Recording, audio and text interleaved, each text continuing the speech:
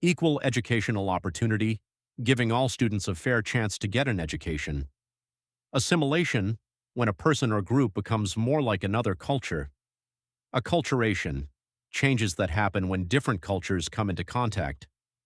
Deculturation, being forced to give up your language, culture, or customs.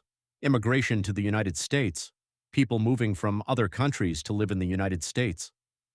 Cultural norms, unwritten rules about how people in a culture usually behave. Collectivistic society, a culture that puts the needs of the group before the individual. Values, beliefs about what is important or right.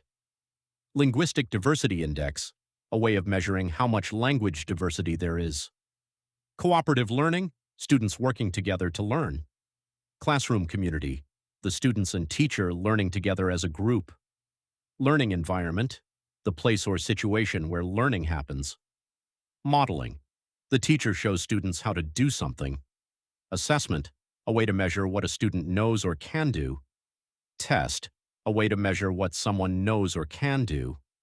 Screening, a quick check to see if a student may need extra help. Self-assessment and peer assessment, checking your own work or another student's work. Standard score, a score showing how far a result is from the average. Standard deviation, a number showing how spread out a group of scores is. Percentile, a score showing how you compare with other people. Content, the information being taught or shared. Close, an activity where you fill in missing words in a passage. Constructivism, the idea that people build knowledge through learning and experience. Schema, a mental pattern that helps you organize and understand information. Zone of proximal development, ZPD, what a learner can do with help but cannot yet do alone. Language acquisition device, the idea that children are naturally able to learn language. Sensory motor, how your senses and body movements work together. Classification, putting things into groups or categories. Classical conditioning, learning by connecting one thing with another. Overjustification effect, when rewards make someone less interested in doing something for its own sake. Extinction, when a behavior starts to stop because rewards or punishments are removed. Communicative approach, learning a language by actually using it to communicate. Whole language approach, teaching reading by focusing on meaning and understanding. Language experience approach, teaching reading and writing using a student's own experiences. Paralanguage, how your voice adds meaning, like your tone, pitch, or volume. Nonverbal communication, communicating without words such as with gestures or facial expressions. Code switching, switching between two languages or ways of speaking. Dialect or dialects, different forms of the same language used by a certain group or area. Accent, a particular way of pronouncing words. Language family, a group of languages that came from the same older language. Decoding, turning written words into spoken words. Graphemes, the smallest written units in a language. Consonants, speech sounds, made by partly or fully blocking airflow in your mouth. International Phonetic Alphabet, IPA, a system of symbols used to show how words are pronounced. Morphology, the study of how words are formed. Morpheme, the smallest part of language that has a grammatical job.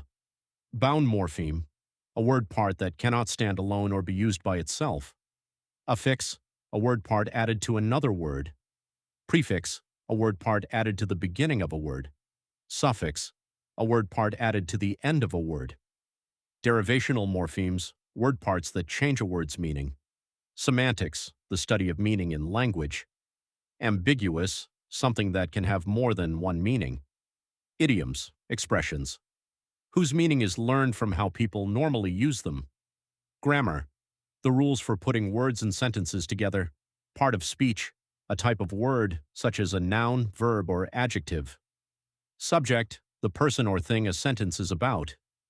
Verb, a word showing an action, event, or state of being. Adjectives, words that describe nouns. Pronouns, words that take the place of nouns, like he, she, or they. Interjections, words that show sudden feelings, like wow or ouch.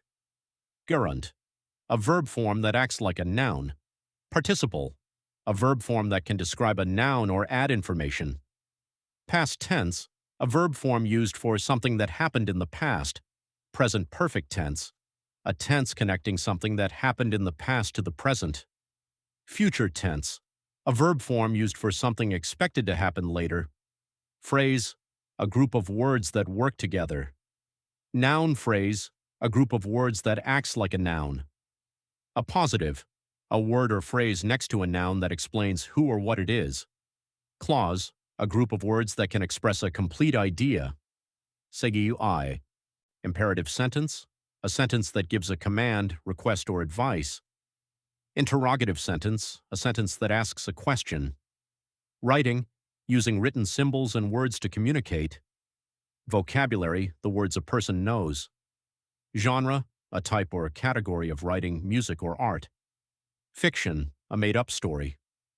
Nonfiction, writing based on real facts or events. Poetry, creative writing that may use rhythm, rhyme, or figurative language. Dialogue, a conversation between two or more people. Rhetoric, using words to inform, persuade, or motivate people. Persuasive, trying to convince someone.